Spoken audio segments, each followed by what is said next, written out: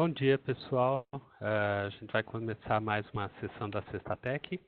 Essa Sexta Tech está sendo gravada, né? Se alguém não concordar, pode sair. E ao final, vocês recebem a gravação e o PowerPoint e algum material que o William vai providenciar. A Sexta Tech ela é patrocinada pelo TLC, o Technical Leadership Council, que é afiliado à Academia de Tecnologia. E a gente procura trazer apresentações para a comunidade técnica e normalmente apresentações técnicas, né? A gente tem por target fazer uma apresentação por mês, em uma quinta-feira. No ano passado a gente fez duas, né? A gente conseguiu bater bem essa meta. Esse ano a gente está caminhando também para fazer algo como duas por mês, tá bom? Hoje a gente vai ter um assunto que me interessa bastante, porque eu trabalho com Z, né? Sobre como seria o Java no mainframe. Quer dizer, na realidade, do browser, no histórico dele, até o mainframe. Então, eu estou bem curioso. O William vai fazer essa apresentação para a gente. Quando vocês tiverem dúvidas ou perguntas, vocês podem colocar no Question and Answer. O William, ele prefere responder assim que elas são postadas. Então a gente vai mostrar para ele que foi postada uma pergunta e talvez ele pare na hora e responda já, né? Mas isso é a critério dele. Então, por favor, no question, não coloquem no chat, porque no chat fica mais complicado a gente ver quem que está perguntando, tá bem? Então, William, por favor. Obrigado. Tá dando para ouvir legal o som? Bom, pessoal, primeiramente deixa eu me apresentar, bom dia. Meu nome é William, eu tô aqui na IBM já tem um tempinho, eu comecei lá atrás em 2007 e desde o começo eu sempre trabalhando com mainframe. Comecei como operador, depois de um tempinho eu fui para suporte ZOS e todo esse conhecimento, esse caminho me permitiu algumas oportunidades bacanas. Passei um tempo morando fora, na Polônia, trabalhando com mainframe lá também, 2 anos. E voltei agora, em 2016, para cá, para a IBM. Até o momento, eu tinha tido um contato muito pequeno com JavaScript lá atrás. E ano passado eu tive a oportunidade de conhecer um pouco mais do Node. E eu achei bacana. Então eu fui pesquisar um pouco, saber mais dessa tecnologia, como que era, de onde nasceu. E então é isso que eu quero passar aqui para vocês com a apresentação. Mostrar qual que foi o objetivo dele, como que o que faz dessa tecnologia algo tão bacana e performática, tá? E como que o Node nasceu? Ele não, lá atrás ele não tinha essa ideia já de trazer JavaScript para o browser. A ideia inicial, tudo começou com um matemático, Ryan Dahl. Ele estava fazendo seu PhD em matemática, só que ele não estava muito animado com a situação. Ele decidiu que ele não queria trabalhar com matemática para o resto da vida. Então, lá atrás, ele resolveu meio que abandonar um pouco a área e veio aqui para a América do Sul, para o Chile. Na época, 2006, mais ou menos, ele começou a trabalhar com desenvolvimento web. E tinha uma coisa, principalmente PHP, tinha uma coisa que chamou bastante a atenção dele, que foi a barra de, ele até conta isso em algumas apresentações, que foi a barra de carregamento do Flickr. Ele começou a pensar como que aquilo funcionava, se tinha alguma maneira de controlar os elementos que eram carregados em tempo real para fazer essa atualização, para o usuário saber quanto já tinha sido carregado. Só que ele viu que não era bem assim. Na verdade, a página fazia as requisições para o servidor, ficava fazendo, opa, quanto que já foi carregado, quanto que eu já tenho aqui. E aí ela atualizava esse percentual na barra de carregamento. Para a gente entender um pouco como que é esse cenário, Na maioria das vezes, o que a gente tem é um servidor multithread, tá? Essas threads, elas são requisições que são executadas e elas têm algumas instruções agrupadas que vão para o servidor. Então, quando o servidor ele recebia os requests, as requisições, ele executava, devolve para o usuário, passa para a próxima e assim vinha. Só que, na maioria dos casos, a gente pode até não ter tanto problema de performance, mas quando a gente entra no caso que a gente tem alguma operação de leitura em disco, algum I/O, isso começa a bloquear as outras threads. E então, nesse caso, a gente começa a ficar com as requisições paradas, acaba esperando, acaba atrapalhando um pouco a performance. Então, foi daí que veio a ideia. Ele pensou em alguma maneira de não bloquear essas requisições, tá? Que é o caso do Event Loop. O Node ele vai nascer ali. Uma maneira para implementar essas requisições assíncronas. Então, esse Event Loop, ele transforma o servidor, então agora ele passa a ter apenas uma thread, single thread na entrada, e ele começa a despachar essas threads para execução. Não é que o Node ele é single thread, ele é single thread na entrada, no evento. Só que a hora que a gente está na execução, ele é multithread, porque ele tem essa possibilidade de despachar para diferentes pools. Eu tenho alguns exemplos aqui que eu deixei pronto. Eu vou mostrar para a gente entender como que funciona essa parte do Event Loop. Essa parte do Event Loop, do despacho das requisições. Então, o primeiro exemplo que eu quero mostrar é esse aqui. Não precisa se preocupar com código, a ideia dessa apresentação não é fazer uma aula sobre a linguagem, mas sim mostrar como que ela funciona, de onde que ela veio. Então, a gente tem aqui esse programa, o Node, ele vai receber esse programa, ele vai ler e ele vai despachar essas execuções. Então, a gente tem aqui no começo, eu estou só registrando, estou escrevendo na log aqui embaixo, vocês vão ver a data, o horário que eu estou começando. Tá? E aí eu tenho algumas outras funções aqui que vão pedir para esperar um pouco, e quando eu passar esse tempo de 3 segundos, 1 segundo, ela executa a função aqui que tem aqui dentro. E tenho a última aqui do fim do código, também registrando o horário que termina essa execução.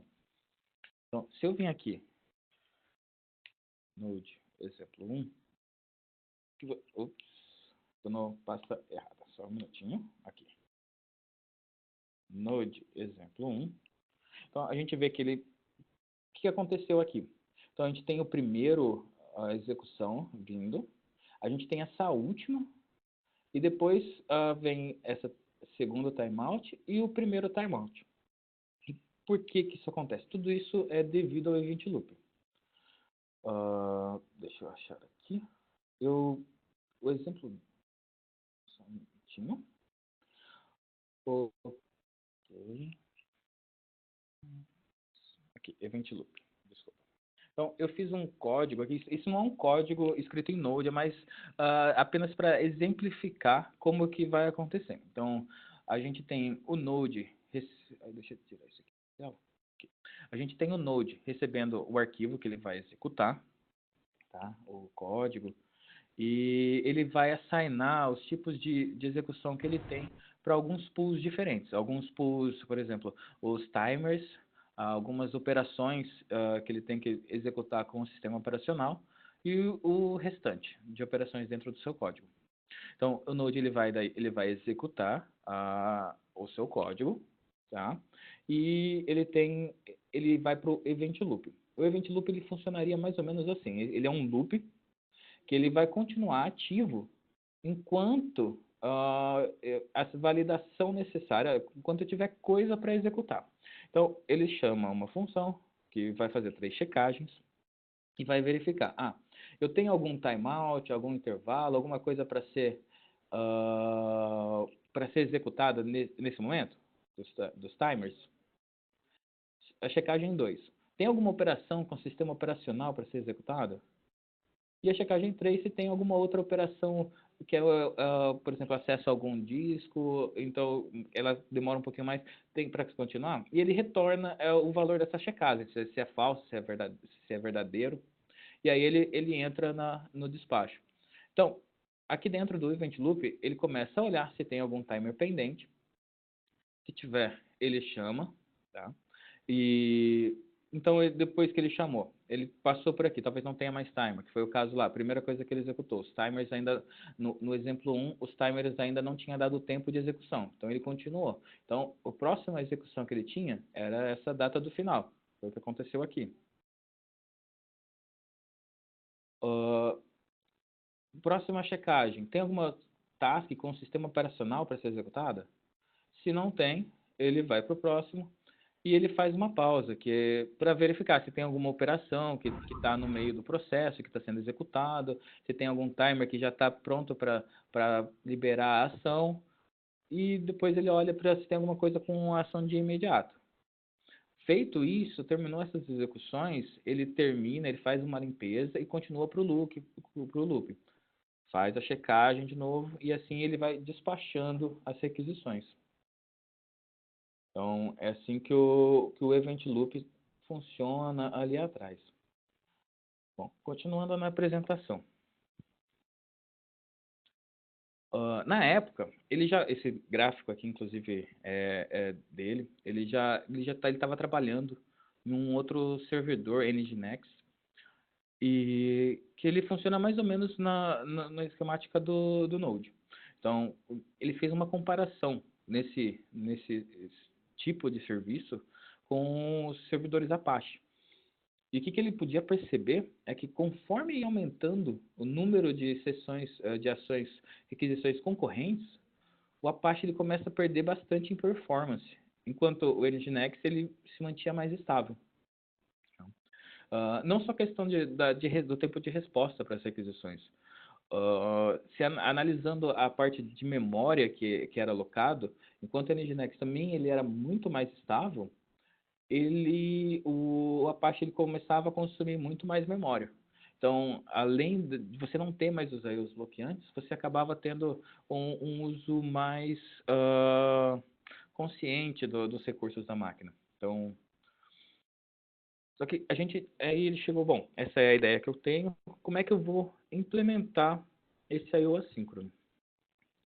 Na época, ele avaliou algumas outras linguagens, avaliou Lua, avaliou Haskell, e ele pensou e JavaScript. Aí chegou no JavaScript, era uma linguagem que já era, em 2009, mais ou menos, já era bastante utilizada nos browsers. Então, ele falou, é uma linguagem que é muito flexível, o JavaScript. Às vezes pode ser até meio estranho, mas isso dá uma boa força para a linguagem. E ele resolveu William, ir... Oi. tem uma pergunta do Rodrigo. De quando são esses dados de comparação entre o NGINX e o Apache? Uhum. Mais ou menos lá para 2009, 2010, 2011. Eu não tenho a data exata de quando foi apresentado. Mas foi um dos estudos que veio dando força para o Node, para o Nginx. Então, continuando. Então, ele decidiu por JavaScript, ele foi para essa linha, mas ele precisava, de alguma maneira, para interagir com o servidor, com a máquina. E o que veio em mente? Tem essa biblioteca, a libuv, tá? Ela é uma biblioteca multiplataforma, escrita em C++. Eu deixei já separado aqui o site, é uma biblioteca open, então quem tiver interesse, aprender um pouco mais sobre ela, esse aqui é o site, é libuv.org. Então, essa biblioteca, ela vem se encarregar de fazer o despacho para alguns tipos de operação. Ela cria algumas threads, um pool de threads para você poder paralelizar esse processamento aqui dentro. Não são todas as funções que vão vir a usar ela, a gente vai ver mais para frente, que a gente tem outros aspectos diferentes, eu tenho até alguns outros exemplos aqui, tá? mas uma grande parte do core vem ser implementado pela LibUV. Então, a gente tinha a LibUV e a gente precisava de uma maneira de converter esse código JavaScript para C++, por exemplo, para passar para elas. Então, a gente tem a engine do Chrome. Os navegadores, lá atrás, eles já faziam meio que uma busca para ver quem que conseguia implementar uma melhor performance na execução de JavaScript. Então, a gente tinha a engine do Chrome, o V8, e ela vem fazer essa interface para pegar o código que alguém passa em JavaScript e mandar para C. Caso alguém também tenha interesse, dá um pouco mais uma olhada, a gente tem aqui o V8 do Dev para pesquisar um pouco. E o código do Node.js também é open, então tem aqui o Git do Node, github.com, Node.js Node.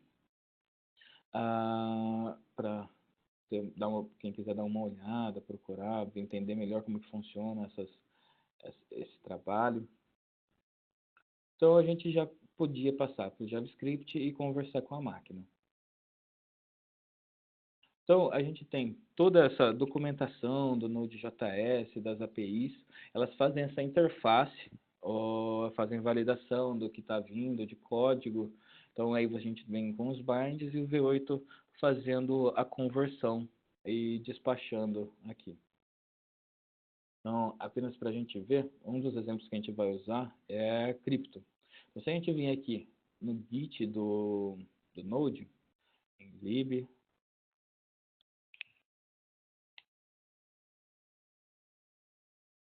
a gente tem aqui crypto.js.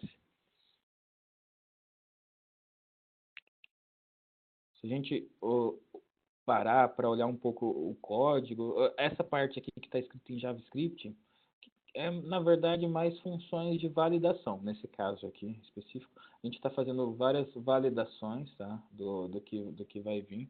A função que a gente vai chamar...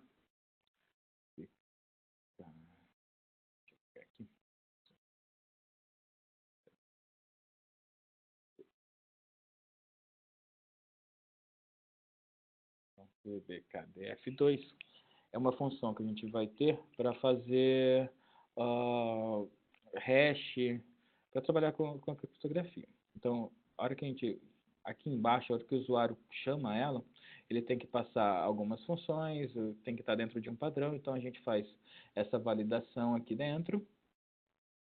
E a gente tem aqui o código em C, que se a gente dá uma olhada aqui, se vir aqui em source,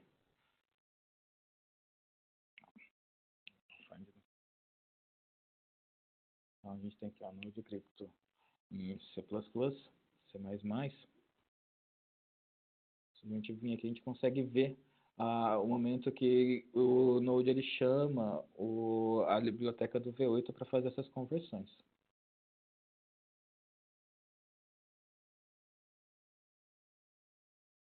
Então, aqui tem o código, aqui a gente está importando, tá vendo? O V8. E aqui embaixo a gente começa a usar o V8 para fazer toda essa interface. Para a gente poder ver melhor isso acontecendo, eu já separei um código aqui meio pronto para a gente ver essa função de cripto. Como é que ela se comporta quando a gente tem esse jogo entre cripto, libuv. Tá? Então, aqui na parte de baixo da tela a gente consegue ver o terminal, a gente consegue ver como que a resposta. Então, o Node, ele trabalha sempre com módulos. Então, qualquer função que eu vou ter que trabalhar aqui dentro, eu tenho que chamar um módulo, e aí eu posso usar. Então, eu estou chamando o cripto. Aqui, eu estou definindo uma variável apenas para registrar o início. Então, aí eu vou executar o cripto, aquela função específica, e eu estou passando alguns parâmetros. Não precisa se preocupar com o que tem aqui dentro. Caso alguém queira continuar nesse aprendizado, a gente tem o nodejs.org, tem toda a documentação aqui para as bibliotecas. Se você quiser instalar o Node, você vai encontrar aqui o link já na página principal. E a documentação das bibliotecas, se você vir em Docs, aí você escolhe a versão da API que você quer utilizar. Na minha máquina aqui eu já estou com recente.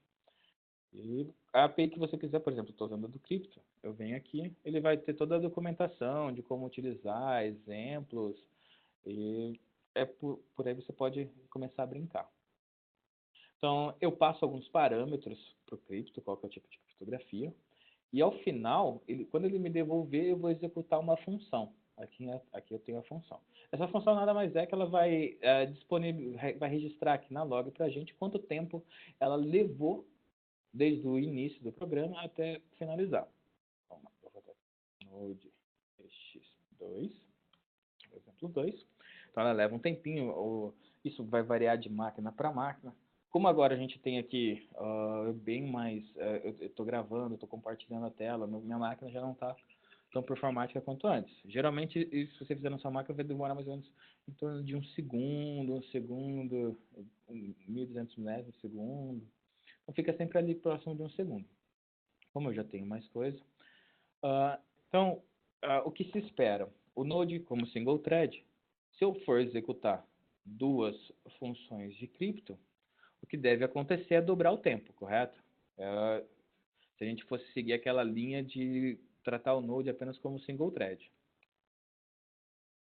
E o que a gente vai poder perceber aqui, ele aumentou um pouco o tempo, tá? Não muito, meio segundo a mais, mas ele soltou a resposta das duas execuções mais ou menos ao mesmo tempo. E o que acontece aqui? Se a gente olhar aqui na apresentação, de novo, a gente voltar lá no slide do Event Loop, a LibView ela trabalha com um pool de threads. Tá? E esse pool ele tem 4 threads. Então, a partir da hora que ele passou aqui as requisições para o Event Loop, ele assignei as threads, eu mandei 2 no caso, e as 2 foram executadas junto no meu processador. Como eu tenho uma máquina aqui que tem 2 cores, vai depender de cada máquina, então você tem um tempo diferente. Se eu aumentar, a gente vai ver aqui que como esse pool de threads trabalha com 4 threads ao mesmo tempo, se eu aumentar o número de execuções, a gente vai ver que elas vão sair as 4 mais ou menos com o mesmo tempo. Tá vendo? Aumentou um pouco o processamento. E por que agora a gente tem essa diferença tão grande? A gente tem 2 cores. Na minha máquina específica eu tenho 2 cores. Então, apesar de eu ter 4 threads disponíveis, a hora que ele vai passando, ele entra 2 threads em um core, 2 no outro, e acaba aumentando esse tempo, porque o processador ele fica fazendo esse revezamento na execução. Então a gente tem aqui as 4 saindo ao mesmo tempo, mas com um tempinho um pouquinho maior. Se eu colocar mais 2 threads para executar, a gente já vai ver que vai sair essas 4, e depois de mais ou menos um segundo e meio vai sair as outras 2. Porque essas 4 elas foram direto para o processador. As outras 2 ela teve que esperar um pouco para poder liberar e poder entrar. Então, aqui a gente está trabalhando com a LibUV, nesse caso específico. Mas isso não é fixo, tá? Essa quantidade de threads. Digamos que a gente tem uma máquina que tem capacidade maior com outros, a gente tem acesso a editar isso. Então, é possível que, inclusive, você aumentar a performance, analisar cada caso para poder ter uma performance melhor para sua aplicação quando você está desenvolvendo. Então, no caso agora, eu aumentei esse parâmetro para 6 threads no meu pool. Então, agora, de novo, como a minha máquina já tem mais coisa, ele vai devolver as 6 mais ou menos ao mesmo tempo. Mas o que a gente pode ver é que as últimas que saíram, elas saíram já mais rápido do que antes, porque elas não tiveram que esperar as outras 4 para poder entrar. A gente teve 6 requisições trabalhando ao mesmo tempo e o processador vai fazendo esse controle, executando um pouquinho de cada para poder devolver. Tá? Esse aqui é um dos exemplos, que a gente pode ver bem esse trabalho conjunto entre o Node, o V8 e o LibUV. Eu tenho um outro exemplo aqui agora, para mostrar. A gente aqui já começa a misturar um pouquinho mais. Tá? Então, eu vou trazer o módulo de HTTP para fazer uma requisição ao servidor.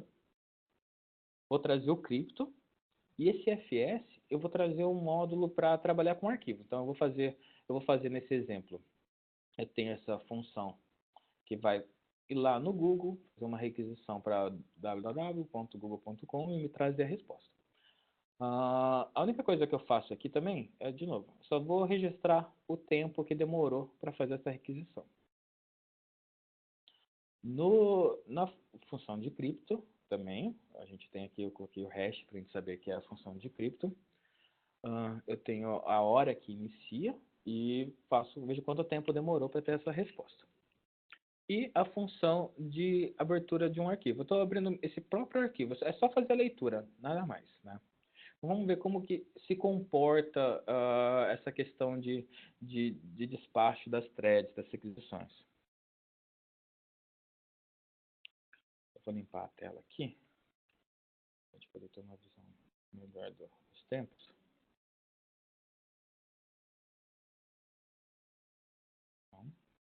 E vou chamar o node exemplo 3. Então, a função HTTPS ela já voltou. Tá? Ela foi lá no servidor onde está o Google e trouxe a página.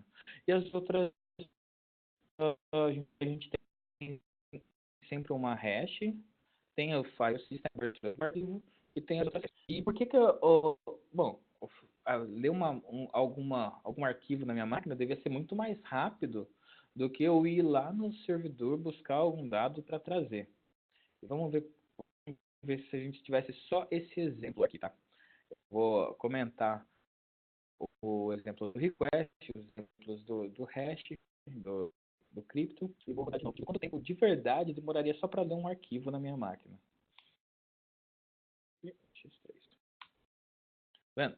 Menos de um segundo, milésimo de segundo, 2 milésimos de segundo. Mas se essa função é tão rápida, por que ela está saindo aqui na terceira posição? O que acontece? A função de leitura de arquivo, ela também passa pelo thread pool. Então a gente tem aquele pool de threads com 4 espaços aqui para poder receber as requisições. E então a gente recebe, olhando aqui no código, a gente recebe o request HTTPS. Esse ele não passa pelo thread pool. Ele vai direto para o sistema operacional. Então, o sistema operacional faz essa comunicação de rede para trazer a resposta. Então, ele sai aqui primeiro. A função de leitura de arquivo é a próxima a ser executada. Só que lembra, o Node ele não trabalha com I/O bloqueante. Então, o file system ele vai entrar no meu pool de threads e vai fazer uma requisição para fazer a leitura do arquivo. Então, ele vai buscar os dados daquele arquivo. Então, nesse momento, ao invés de ele ficar bloqueando, mesmo que é uma operação rápida, não está sendo feito esse controle. Então, mesmo que ele vai ali na sua máquina buscar, como ele vai precisar fazer um I/O, ele sai do pool e libera espaço para as outras opções de hash. Então, a gente está com os 4 ocupados aqui. Para fazer, se a gente aumentar, eu vou aumentar aqui a quantidade de hashes que a gente tem. E vou devolver o request. Vou executar de novo.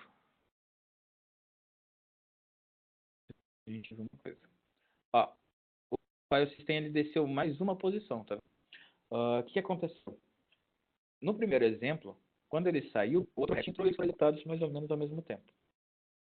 Nesse aqui, como eu tinha mais uma função para fazer o hash, o file system, ele saiu do meu pool de thread, ele foi esperar a requisição, e nesse momento entra outra função de hash. Ele consegue voltar apenas no final de uma dessas opções. E quando ele volta, aí ele faz a busca do arquivo. Então, esse file system ele sempre acontece em 2 etapas. Ele faz a busca dos dados daquele arquivo, para saber quanto que ele vai precisar de esforço para trazer esse arquivo, e depois ele faz a leitura do arquivo. Então, é por isso que ele sai do pool e deixa a outra função entrar para a execução.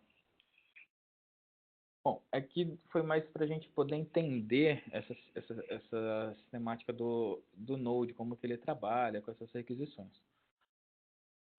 Então, a gente tem essa API do Node, essas APIs do Node, fazendo essa interface, recebendo JavaScript e transformando em código para ser executado no servidor.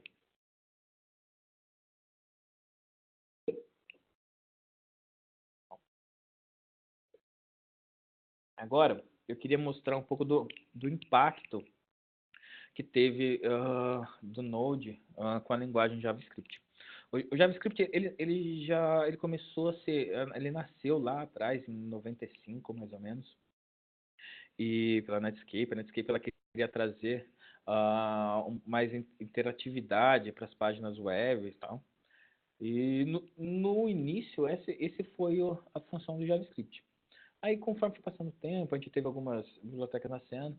E em 2006, a gente teve a primeira, que foi mais popular, assim, uma das mais populares de JavaScript, que é a jQuery.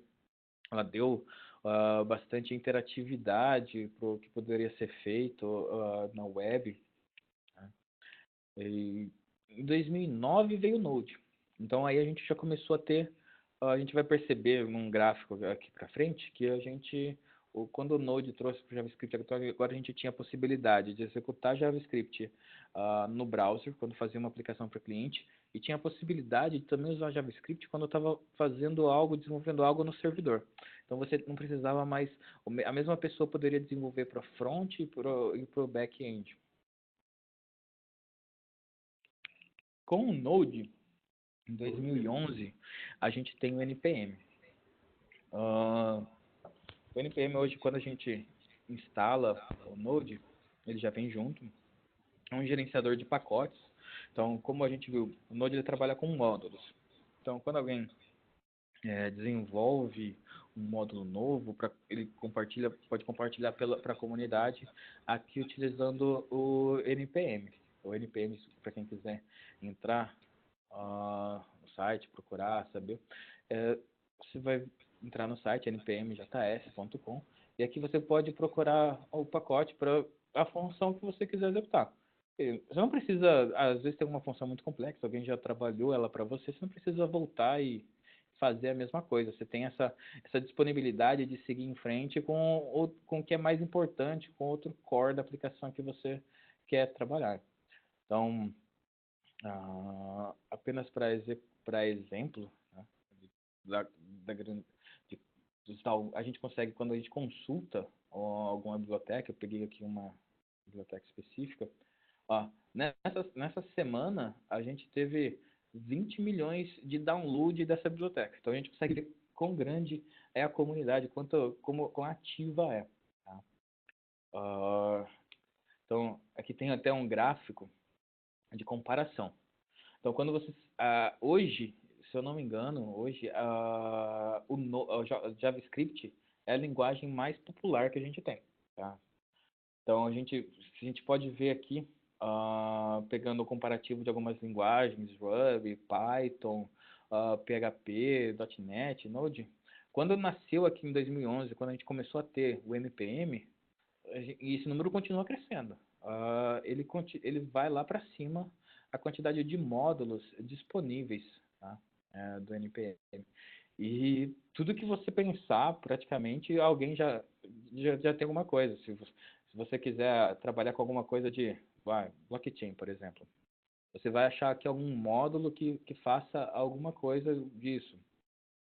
Ou se você quiser já algo pronto para HTTP, então você encontra aqui. Machine Learning, tem também. Hoje, o JavaScript ele não tem tanta... não é ainda tão popular com Machine Learning, mas tem algumas pesquisas que mostram que é um caminho que ele deve seguir. Se você quiser fazer, por exemplo, quiser fazer chover, não, brincadeira, mas já tem alguma biblioteca que faça rain aqui. Bom, e como que era a visão lá antes disso? O JavaScript, bom, até mesmo o meu pensamento, vai. Antes de eu começar a estudar o Node um pouquinho ano passado, eu pensava, JavaScript eu só usava para fazer menu, né? E aí a gente tem até aqui alguns depoimentos de alguns profissionais lá atrás, no comecinho dos anos 2000, 90. A gente tem aqui o Steven Hicks. Bom, se você pode fazer JavaScript, if you could make JavaScript work, You were a wizard and not to be trusted. Porque, o que eu acho mais legal aqui é esse do Brian, ou esse Adam Navy, que falando sobre JavaScript, que é uma linguagem de brinquedo, que um programador sério não devia utilizar. Ou, bom, se você conhece JavaScript, se você é considerado um programador sério, você não deveria conhecer o JavaScript. Talvez o JavaScript te transforma num engenheiro de menu. E a gente vê que essa visão mudou totalmente após a chegada do Node. Continuando, em 2013, além da gente ter a possibilidade de executar JavaScript no servidor e no front-end, a gente começou a ter outras tecnologias surgindo. Então a gente já tinha o MongoDB, que é um banco de dados não estruturado, que ele vem mais ou menos no conceito, a mesma linha de JavaScript. Então você acaba criando as suas coleções de dados ali dentro, usando JSON bastante. A gente tem, o que a gente chama aqui dessa stack é Min ou Mern, que seria você trabalhar praticamente com JavaScript do começo ao fim da sua aplicação. Então, você tem o Node.js, Express, é uma biblioteca de Node para você criar o seu servidor e subir um servidor. E você tem o React, ele usa JavaScript, é um framework, uma biblioteca que usa JavaScript desenvolvida pelo Facebook. Você tem Angular, que foi desenvolvida pelo Google, e tem outras que acabaram surgindo, Vue e Vanilla. Então, você tem inúmeras possibilidades para trabalhar com JavaScript, desde o seu servidor, desde o back-end até o front-end, até a proximidade com o banco de dados. E, continuando um pouquinho, então, essa era uma tendência de mercado, é uma coisa que continua crescendo e se popularizando. Em 2017, a gente tem o Node.js chegando no Z. Tá? Então, a gente tem aqui, além de poder rodar, migrar sua aplicação sem muita preocupação com compatibilidade de servidor Linux, servidor Windows, você tem também os servidores Z já com a compatibilidade.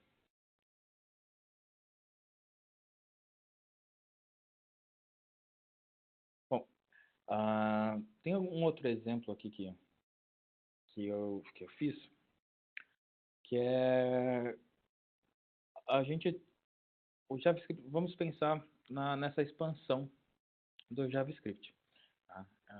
A gente tem, se a gente tiver uma requisição que faz um I/O intensivo ali, a gente tem aqui, por exemplo, o Crypto, e se a gente quisesse subir um servidor para ver como que fica essa questão de performance quando a gente tem uma thread só na entrada. Eu vou mostrar aqui que, apesar disso, o Node trabalha com uma coisa que é a clusterização. Então, eu posso ter mais de um servidor, subir mais de uma instância daquele servidor. Então, eu teria aqui meu código da minha aplicação, uma aplicação simples, tá? Eu estou utilizando o Express, que é aquela que eu mencionei para trabalhar com um servidor, para facilitar a nossa vida aqui nessa parte. E estou fazendo o Crypto e estou instanciando aqui, criando algumas rotas que a gente pode utilizar. Eu vou dar um clear aqui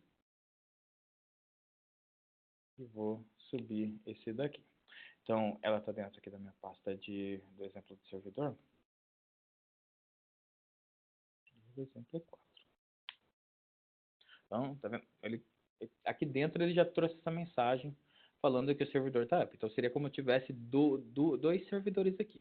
A clusterização ela está funcionando assim. Eu subo uma instância, tá, como master, eu setei aqui em cima que eu quero que ela seja master, e aí ela vai controlar a quantidade de escravos ali dentro, a quantidade de outras instâncias para ser executado. No caso aqui, por exemplo, eu coloquei para 2 instâncias. Ok. Para fazer um teste, para a gente poder ver essa diferença quando a gente tem um I/O bloqueante ou quando não tem, eu vou usar aqui no Mac, para quem quiser utilizar, tem esse programa, Apache Benchmark. Tá? E eu vou fazer alguns testes para trazer estatística para a gente dessas requisições. Então, eu vou falar que eu quero 10 requests concorrentes, simultâneos, tá? num número de 20, num total de 20. Só um teste pequeno, só para a gente poder ver como que funciona. Então, ele subiu aqui no meu servidor na porta 3000. Eu vou fazer aqui o localhost 3000. E eu tenho dois endereços que eu poderia acessar. Eu tenho esse que eu marquei como o rápido e o normal. Eu vou fazer o primeiro teste nessa fast, que nada mais é que carregar uma página para mim com essa palavra fast. Se a gente abrisse o browser aqui, só para a gente poder ver, aqui a gente já percebe um pouco da diferença. Tá vendo? No momento que eu já bati lá no servidor, eu já tenho a resposta trazendo aqui a pasta fast. Se eu viesse aqui, eu vou abrir o Developer Tools para a gente poder ver essa questão do tráfego. Se a gente fosse lá na pasta raiz, que é onde eu faço a parte do cripto aqui nesse exemplo, ele já demora um pouquinho mais. Tá vendo? 17 milissegundos. Aqui, fast. 28 milissegundos. Aqui eu tenho toda a minha demora e tal. Eles vão fazer um teste mais analítico. Então eu vou mandar 10 sessões concorrentes, no número de 20 no total. E ele vai trazer para a gente quanto tempo ele demora para tudo isso. Então ele traz aqui algumas informações, quantos requests falharam, quantos foram completos, e quanto tempo ele levou para fazer todos esses testes. Na média, a gente pode ver aqui que um microsegundo para conectar, o tempo de espera. Então a gente vê que foi bem rápido essa resposta. O tempo em milissegundos para poder... O request mais longo demorou 40 milissegundos. Tá? E quando a gente tem um I/O bloqueante, você vai ver que demora bem mais. A gente já consegue perceber por aqui. Ó. Então, até essa resposta, mesmo que está aqui na minha máquina, só para fazer o processamento de cada um desses requests, ele trabalha mais devagar. Aqui a gente está com um cluster apenas, tá? Eu vou mudar essa configuração daqui a pouco para a gente fazer 2 testes. Já vem com a mensagem do patient. E aquele tempo que era muito mais rápido, olha, agora levou 14 segundos o maior request. Isso utilizando apenas uma thread do outro lado. Deixa eu voltar aqui essa configuração. Agora eu vou... Que antes a gente tinha apenas uma thread no servidor sendo executada por vez. Para a gente fazer aqui diferente, eu vou deixando o pool de thread com as 4 threads disponíveis e 2 servidores. Como que é? William, estamos com 2 perguntas. Você quer que responder agora? Pode fazer. Tá. A primeira... Um instantinho. A primeira ele é do Daniel. Ele quer saber se você vai falar um passo a passo de como conectar os nossos mainframes usando o Node.js e Secure Gateway. Ele acha que essa é a única forma. Eu vou mostrar aqui como é que eu vou acessar o mainframe já. Eu vou subir um servidor aqui do outro lado, tá?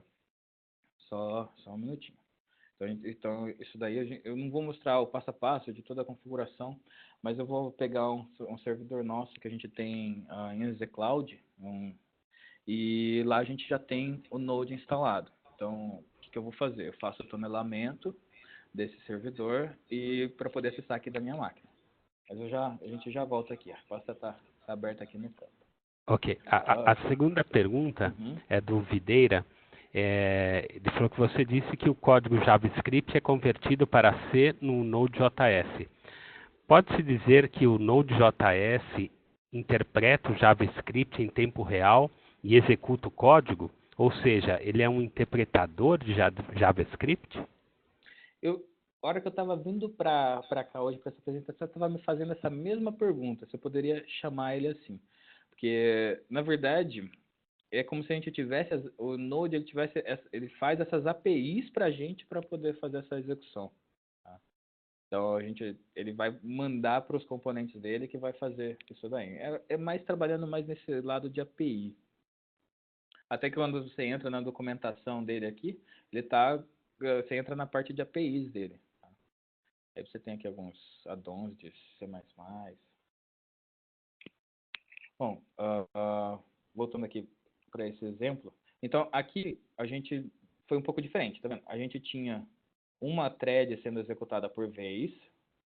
Aqui a gente tem as 4 novamente. Então, a gente teve aqui, ó, 4 mais ou menos com o mesmo tempo. 4. E as outras aqui um pouco mais. Demorando um pouquinho mais. Então, se a gente mudar, isso aqui a gente está trabalhando com dois servidores up. Se eu mudar para um só, deixa eu ver como é que acontece. Por que eu fiz esses exemplos? Tá? Eu tenho essa possibilidade de criar múltiplas instâncias para tratar múltiplas threads de requisições no início. Só que a minha máquina é que ela só tem 2 cores, todas elas estão vindo para o mesmo. Então não adianta muito, no meu caso local, eu ficar aumentando o número de cluster para eu vou ter só 2 processadores no final para tratar elas. A gente recebe diferença, tá vendo? Com um servidor só foi até mais rápido. Porque daí eu tinha menos sessões concorrendo dentro do processador para execução. Eu abri o gargalo da entrada, mas eu fechei do outro lado a execução. Porque tinha mais processos sendo processados simultaneamente. Mas quando a gente está trabalhando com o servidor, com o Z, por exemplo, a gente tem mais flexibilidade para poder expandir nossa aplicação. Vou mostrar agora o exemplo do Z, tá? Então a gente tem aqui, eu já conectei aqui. O que eu fiz? Como é que está a minha conexão? Eu fiz uma conexão SSH com essa LPAR, então eu tô aqui no mainframe. A versão que eu tenho aqui, se eu vim aqui dar Node version, eu tô que está instalada é a 6.14. Só para mostrar a arquitetura, então eu vou dar aqui, ó, Node, eu startei o Node, const os require os.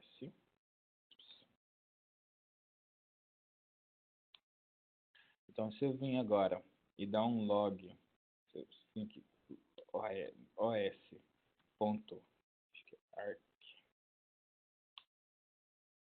Essa aqui é a função da arquitetura do sistema operacional. Então, eu venho aqui, tem S390, que é a que roda no Z. Se eu fosse fazer na minha máquina, só para a gente comparar, tá? Então, eu vou dar um node para startar aqui, fazer o const os recebendo esse módulo do sistema operacional.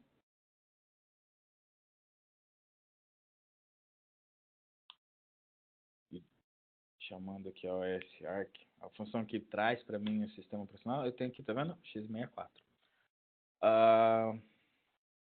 Apenas para a gente ver como é que está o código aqui. O código, ele é mais ou menos esse pedacinho aqui, chamando express e tal. Eu só tirei aqui que não é o caso, não vou fazer o caso de fazer o cripto e tal. Vou só subir um servidor. Tá? Então, eu dou Ctrl C. Eu estou aqui na minha pasta, no meu usuário, dentro do servidor, Node, Xserver, que já é um que eu criei aqui justamente só para mostrar esse exemplo.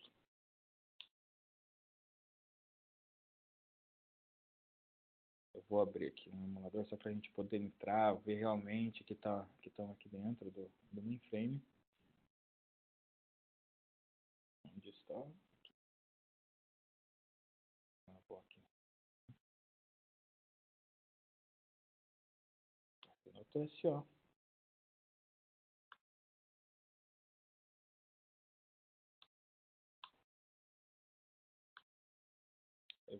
porta 3.17. Meu usuário. Isso.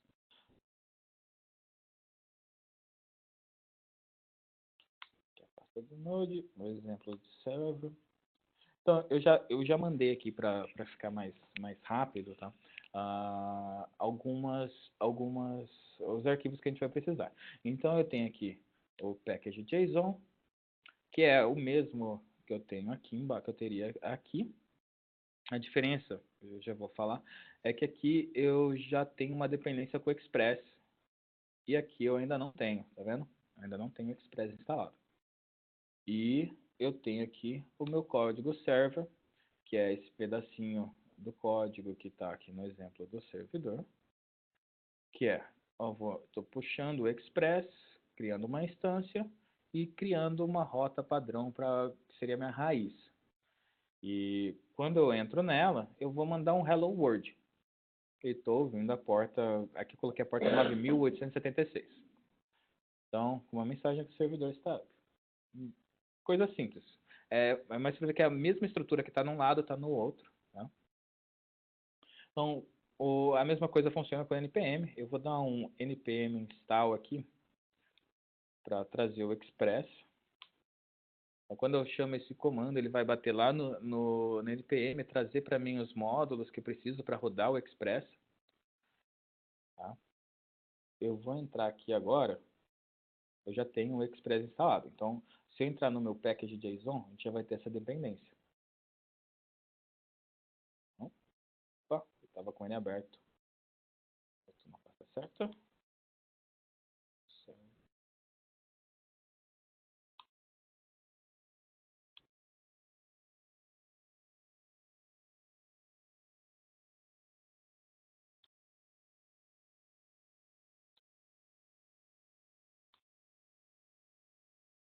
Comando aqui de novo.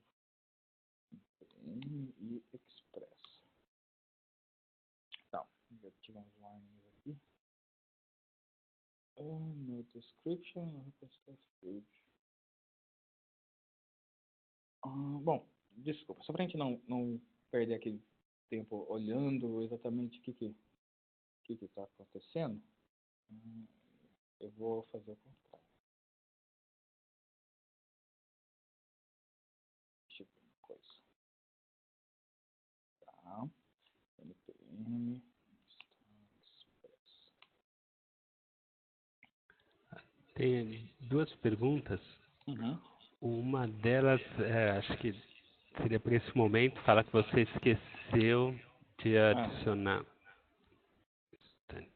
Esqueceu de adicionar o --save. Save dev no npm install. Vamos ver aqui. Geralmente eu não uso o save. Ele entra como padrão. Só quando eu coloco o save dev que ele. Mas vamos ver se é o caso nesse aqui.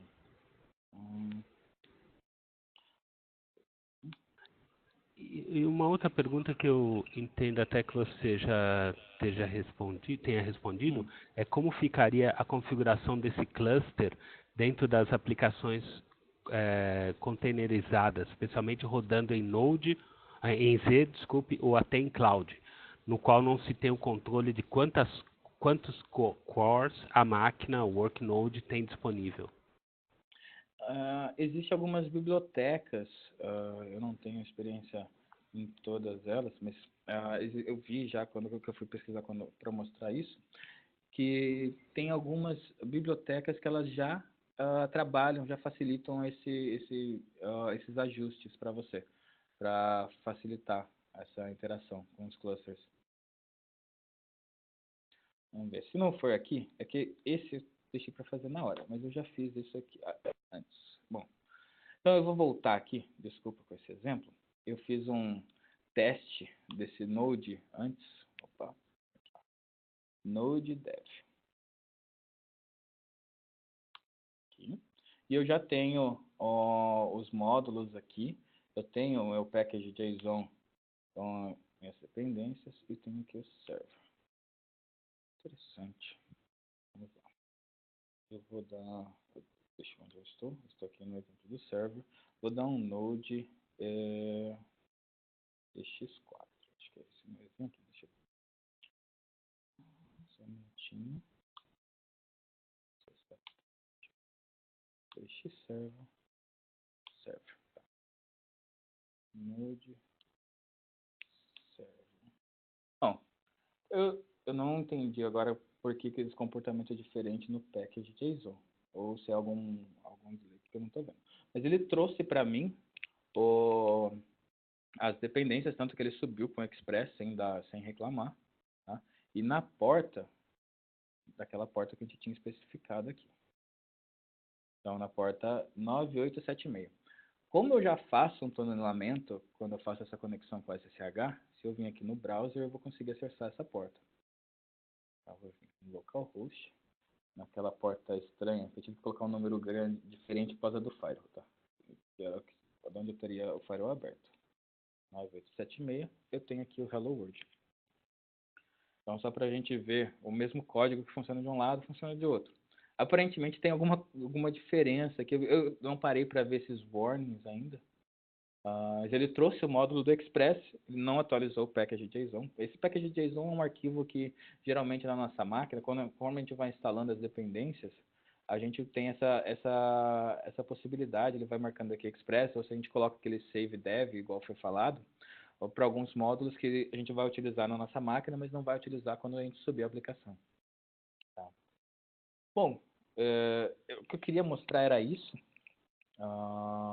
Para quem quiser mais também sobre mainframe, Node, uma campanha bem legal que a IBM tem feito nessa popularização é o uso de Kix e Node junto.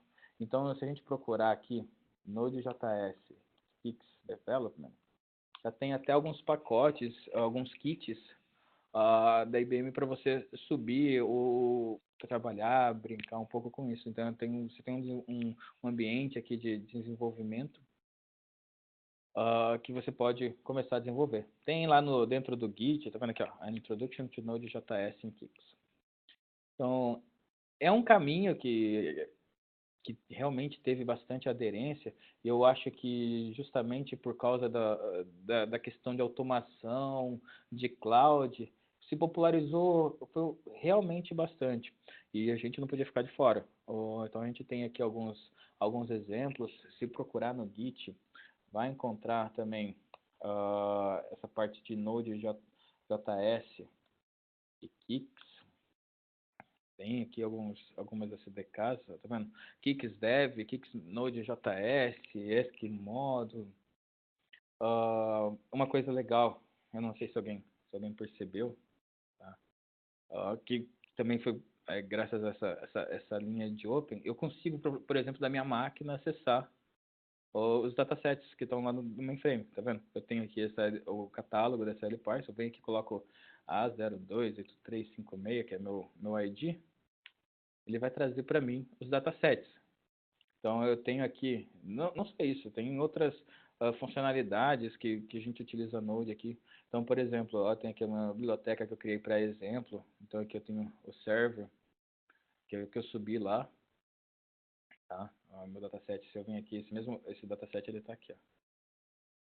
Então, ele dá uma possibilidade maior, principalmente para quem é novo.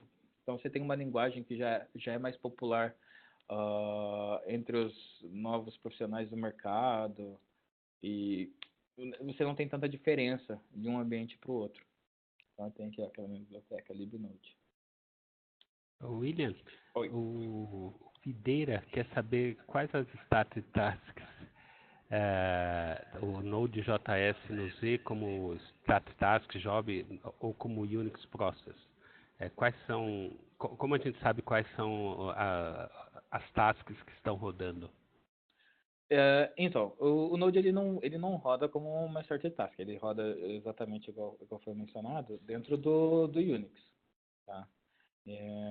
O que eu precisei fazer aqui, que foi feito, então a gente tem essa possibilidade, a IBM hoje ela tem 3 versões que são disponíveis, ela tem essa possibilidade de você instalar a versão free, a versão que é Na verdade, todas elas são free. A diferença é que numa terceira, você tem um suporte da IBM, tem um custo ali baixo para você poder ter suporte da IBM com o Node. Mas você tem a opção de baixar pelo SMP também, e fazer a instalação. No meu caso aqui, está numa pasta específica no padrão GSD, que foi feita, eles me passaram os pacotes e eu só fiz o mount dela. E apontei dentro da minha variável de path aqui, eu tenho o caminho para executar o Node. Ele está até aqui, ó. Essa PRD, JS, lib Node. Se olhar no manual do Node, ele te fala exatamente as duas pastas dentro da raiz IBM, dentro do CNJS, os que você precisa dos binários para executar aqui dentro. Tem no manual. Outra coisa legal que eu estou usando, eu vou fazer uma apresentação depois só sobre isso, uma apresentação curtinha de como eu configurei a minha máquina aqui para poder acessar o mainframe. Se eu quiser, eu tenho a possibilidade de submeter um job e eu trago todos os outputs dele, já vem automático aqui para minha máquina. Mas isso fica para uma outra apresentação que eu vou fazer em abril. Tá? E Desculpe, o Videira ainda continuando, ele quer saber se há um Unix Process ativo utilizado pelo BPX. Então, ele não sabe. Se a gente olhar aqui, se a gente fosse olhar os demos, ele não tem nada rodando nesse momento. A partir do momento que eu chamo a execução, talvez ele fique. Eu não tenho os detalhes aí daqui, como que fica esse processo aqui no Unix, no AMVS. Eu precisaria dar uma olhada para poder falar para ele depois, se quiser me chamar no same time. Aham, ok. E o Daniel Reich, ele está perguntando, bom, onde entra o mainframe nessa história? Ou seja, qual que é o papel do mainframe? Ele vai ser um servidor, imagino. Bom, se a gente parar para olhar o porquê trazer isso para o mainframe, qual a importância do mainframe? A gente tem hoje mais ou menos 80%, se você pegar 80% dos dados mundiais corporativos, a gente está rodando atrás de mainframe. Tá? Então, esse mundo corporativo, o mainframe ele tem um papel essencial. Tá? Se a gente pegar a quantidade de transações, de kicks que a gente tem hoje por segundo, é maior do que a quantidade que a gente vai ter de buscas no Google, tá? Num dia inteiro. Então, com isso a gente consegue pensar que muitas vezes a gente não sabe exatamente o que está usando o mainframe ali atrás, ele fica meio escondido. Mas sempre que a gente está passando boas partes, a gente passa um cartão de crédito, acessa nosso saldo, a gente está fazendo geralmente uma busca ali para trazer os nossos dados. Essas aplicações estão rodando por trás de um Kix e a gente tem essa grande quantidade de informação no Z, que é um mundo mais restrito, que não é tão popular. Se você pegar. Hoje é difícil. Se você vai conversar com alguém, tentar explicar o que é o mainframe, você não. Muitas vezes você nossa, mas isso não é aquela máquina que ocupa uma sala inteira, que já não usa mais. Às vezes tem essa visão. E isso não é mais verdade. O mainframe ele tem a quantidade de inovação que a gente tem, principalmente em segurança. Hoje a gente tem dados criptografados em tempo real. Então o dado de uma aplicação pode estar rodando ali já criptografado não só enquanto ela está guardada em disco. Tá? Então tem muito desse caminho. As últimas máquinas elas foram bastante nesse lado de mobile, de analytics. Por exemplo, a arquitetura que os processadores novos utilizam, a gente consegue, assim, de Single Instruction Multiple Data, a gente consegue tratar vários dados que utilizariam da mesma instrução de uma vez só. Então, ele já foi indo, as inovações que foi saindo, já seguindo esse caminho, esse novo caminho que a gente tem. De mobile, social, analytics. Só que a gente tem um problema com o mainframe, que por ele ser restrito, muitas vezes a gente não tem tanto profissional. E a gente tem, de um lado, o Node, que faz um ótimo trabalho, principalmente com essa parte de I/O. E é popular, tem milhares, a comunidade é gigantesca. Tá? Então, a IBM, qual que é a sacada? É colocar junto esses dois mundos. Então, você tem a possibilidade de desenvolver novas aplicações para o Kix, para o server, usando uma linguagem que já é popular. Você não precisa mais trabalhar com ficar só na tela aqui com letras verdes. Você consegue trabalhar da sua máquina, do mesmo jeito que você desenvolve uma aplicação hoje, desenvolve algum produto para um servidor web, para fazer um aplicativo, tudo isso é que você faz aqui, a mesma maneira para que você consegue fazer para o mainframe. Então você consegue fazer o aproveitamento dessa popularidade da linguagem, da versatilidade e de juntar com os dados, com o mundo corporativo. Acho que essa é a principal ideia. William, o Paulo Sérgio Videira, ele está comentando que na realidade não era uma pergunta sobre o processo ativo do Unix, era um comentário que o NPM vai ter um processo running no Unix, realmente. E ele faz outra pergunta que se o Node.js usufrui do processador ZIP ou SCP? Eu lembro que tinha um processador ZAP que foi absorvido pelo ZIP, né? Então ele deve rodar no ZIP, né? Isso. Eu não consegui ainda entrar nessa parte em muitos detalhes da arquitetura. Eu até tentei fazer uns testes aqui com o Node para pegar os dados do processador que ele está utilizando, mas eu não consegui me nortear sobre isso. É uma coisa que eu tenho que precisaria dar uma pesquisada mais a fundo para poder falar. Ok. Há uma outra pergunta, aliás, duas perguntas do Júnior Machado Martins. Qual é a ferramenta que você está usando para desenvolver? E essa ferramenta é aprovada para o Mac? Sim. Eu utilizo aqui o VS Code, tá? Até se você for pegar alguns cursos lá do Cognitive Class, Developers IBM, alguns cursos internos dos VS, quando eu de novo, eu era de mainframe. Eu cheguei ano passado, mais ou menos em setembro, e falei, tava no RTE, um evento que tem, comecei a ver o Watch, falei, nossa, isso aqui é legal, deixa eu desenvolver um pouco, deixa eu brincar com isso. Então eu fui fazer os cursos, é uma das ferramentas que eles pedem para ser instalada lá, tá, para utilizar, e foi que eu instalei, comecei a usar e gostei. Então eu uso o VS Code aqui para fazer a execução. Uso o Node.js e o NPM. E para fazer essa comunicação com o mainframe, ele usa um plugin que também que é uma parceria CA e IBM. CA, IBM e Rocket Software, que é a Zoe. Então, se eu vim aqui, eu não passei nenhum parâmetro, tá? Mas eu tenho essa interface de Command Language aqui, Command Language Interface, CLI, que me dá algumas funções para trabalhar aqui com Kix, com os OSMF. Então, quando eu crio essa profile, os OSMF, eu consigo acessar o mainframe direto por aqui.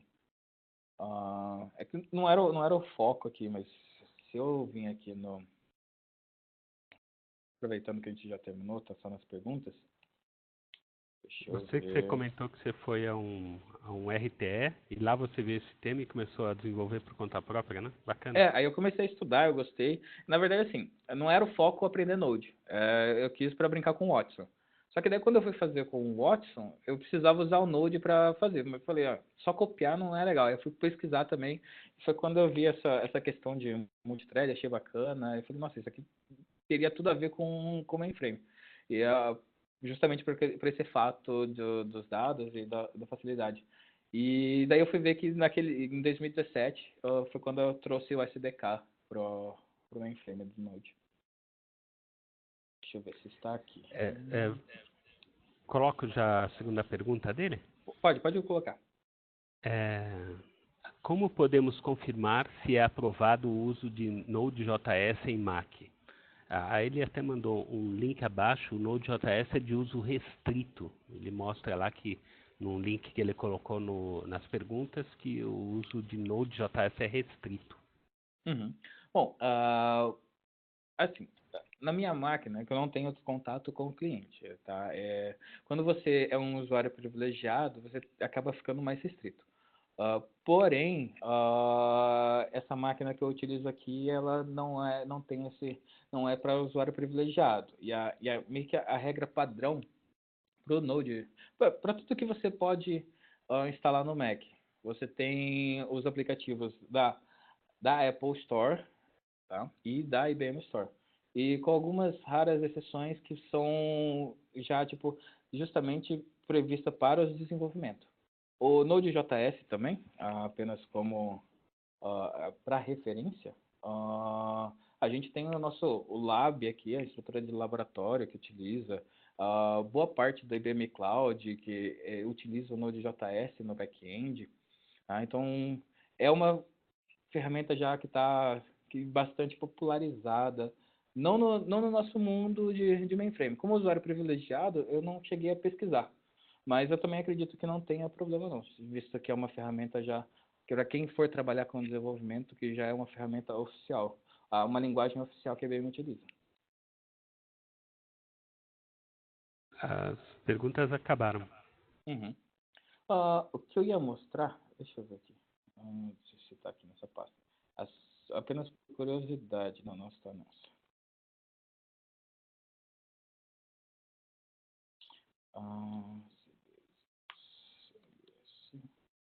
Aqui. Só para referência, daquilo que eu falei, né, que eu acho bacana. Quando eu submeto, isso aqui é uma pasta só de teste que eu fiz com essa Leopard Cloud. Então, quando eu submeto usando já essas interfaces aqui pelo próprio Visual Studio, ele já me retorna os jobs para quem é de mainframe, entende?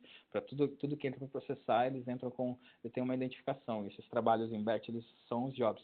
Então, ele já me volta o retorno dessa execução e eu posso acessar aqui do próprio Visual Studio. Eu não preciso mais, por exemplo, logar. Ou seja, dá para fazer uma ferramenta de monitoração do mainframe, né? Você consegue fazer, acho que mais voltado para desenvolvimento, mas você tem muita coisa que você pode automatizar. E eu não entro lá mais nem para, por exemplo, nesse caso aqui específico, para fazer a execução. Eu crio usando NPM, eu tenho aqui os scripts, tá? E eu consigo submeter. Então, eu coloco aqui um NPM, aqui, eu coloco o comando que eu quero e eu ponho o build, por exemplo, npm build. Então ele vai, submete o job e traz o resultado aqui no diretório que eu criei, o output. Então esse aqui ele deu erro, mas por exemplo, esse aqui já tinha a cópia feita, então eu tenho tudo Legal. separado já aqui para você visualizar. Às vezes fica até mais fácil. Pode, para quem tem interesse, desenvolver alguma ferramenta para poder diferenciar. O André Lomonaco queria saber se poderia questionar recomendações de livros, leitura para aprender Node.js, os livros que você mais gostou. Aí eu insiro uma pergunta minha sobre certificação. Certificação é importante no mainframe? Você acha, para quem trabalha com mainframe, ter umas certificações Java ajudaria? Eu tava dando uma olhada no que tinha de badge, porque a gente já tem até alguns badges da IBM para Node.js. Tá? Se você vir no Acclaim, você consegue pesquisar os badges que utilizam. Até voltando naquela de, mas Node.js é autorizado? Assim, depende. É uma linguagem oficial já utilizada dentro da IBM. A IBM tem esse trabalho já desenvolvendo, inclusive Node.js para o mainframe. E, inclusive, ela tem algumas certificações. Se você entrar no Acclaim, acho que é assim que escreve, vamos ver. Badge Node. Você consegue pesquisar alguns badges que são emitidos já referente a Node. Então você tem aqui, da IBM Cloud, Node.js Contributor. Então não faria muito sentido ser algo restrito para quem não utiliza, para quem não é usuário privilegiado na máquina em si. Tá? Mas está aqui, aí você tem aqui o que você tem que fazer para ter esses badges. Você tem alguns cursos que utilizam o Node também, continuando em certificação, tá? Se você pegar alguns nodes de Watson, chatbot, ele utiliza Node.js para fazer também esse curso. Aliás, foi com esse curso aqui que eu comecei e aí eu senti a necessidade de aprender Node.js, eu já tenho esse badge. Tem esse, a gente tem o BAD, continuando em certificação. Tem um que é bem legal, que é fazendo uma aplicação mobile, utilizando o IoT para conversar com aqueles robozinhos aspirador de pó. Então você faz todo esse trabalho utilizando o Watson. Outra ferramenta que a gente tem no IBM Cloud, Node-RED, ela é baseada também em Node e é bem popular justamente por causa de IoT. Acho que é um destaque por causa de IoT também. Para aprendizado, eu comecei com esses cursos internos. Tem no Safari, não sei para quem, acho que todo mundo sabe, também tem alguns cursos de Node. No YouTube, também tem um que eu achei bem legal, tá, para começar, assim, para poder começar a entender, que é do Rodrigo Brana. Se eu não me engano, ele tem uma playlist inteira sobre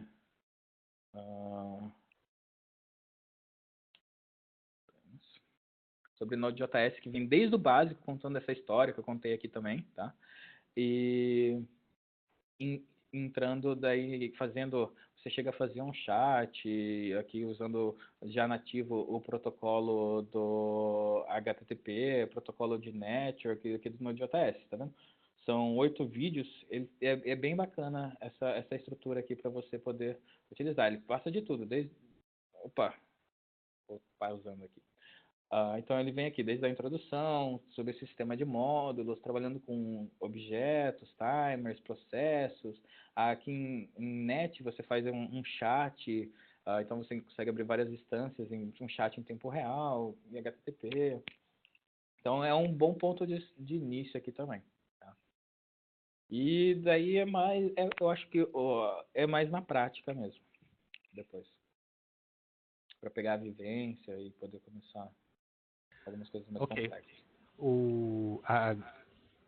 O Gamaliel Clay pergunta se uma aplicação web conectaria ao SIX usando o Node.js via uma conexão EXCI, ou existem outras opções? Aí já ficou mais específico, eu teria que dar realmente olhada na documentação lá que a IBM já disponibiliza sobre Kix. Eu vejo que eles têm feito, tem até alguns vídeos aqui, principalmente na IBM de Hursley, eles têm lá no laboratório bastante dessa parte de desenvolvimento de Kix e Node.js, tá? Para quem quiser ter interesse no futuro, é inclusive uma oportunidade de caminho aqui dentro. Mas eles disponibilizaram alguns vídeos também no YouTube, que é justamente chamando a comunidade para desenvolver para Kix, criar os próprios servidores para as transações Kix. Agora detalhes técnicos sobre Kix aí eu já não posso me aprofundar muito. Kix e Node.js. Eu vou depois, Eugênio, passar para você todo esse material que eu usei aqui, os links, e aí o pessoal pode acessar dentro de casa para poder ver. Então aqui tem o vídeo que eu citei, que é o exemplo chamando, justamente convidando, assim, Node.js em Kix, levando a aplicação para um novo nível. Tá? Esses vídeos são oficiais, são da IBM, dizer. E onde eu vi que tem bastante essa oportunidade de desenvolvimento, juntando Node e EasyOS, foi realmente lá em Hursley, na IBM de Hursley, no Lab. Mas é uma coisa que eu acho que a gente está aqui dentro, a gente tem esse acesso a essas ferramentas, então é uma coisa que basta apenas querer e ir atrás, que é possível sim. Alguns times de Lab, às vezes, eles não ficam totalmente num país. Existem possibilidades de trabalhos em times que ocupam múltiplos sites. O time de IoT é um exemplo. Eles têm o pessoal aqui na IBM Brasil, em São Paulo, tem também em Austin, no Texas, e tem alguma coisa também em Hursley. Então, tem esse trabalho, a gente não fica tão preso a essa questão da localidade. Ok. Bom, William, eu gostei bastante, muito boa apresentação. Nos comentários o Rafael também coloca um link para badges, né, de Bluemix, que a gente pode baixar, e bastante gente elogiando bastante. Parabéns, realmente foi um histórico bom e bem prático. Muito Obrigado. bom. Eu falei, estava até um pouco Bom, nervoso, a gente porque não é acabaram meu... as perguntas, a gente vai encerrar agora. Daqui, a gente vai ter uma próxima Sexta Tech daqui a 2 semanas, tá ok? Essa Sexta Tech, bom, eu vou mandar o convite daqui a pouco, a gente já manda o convite, tá? Mas vai ser sobre um tema bem interessante. Bom, pessoal, muito obrigado. Eu vou parar a gravação agora. E vocês devem receber a gravação, o PowerPoint e alguns links e informações que o William vai providenciar. Muito obrigado, pessoal. Obrigado.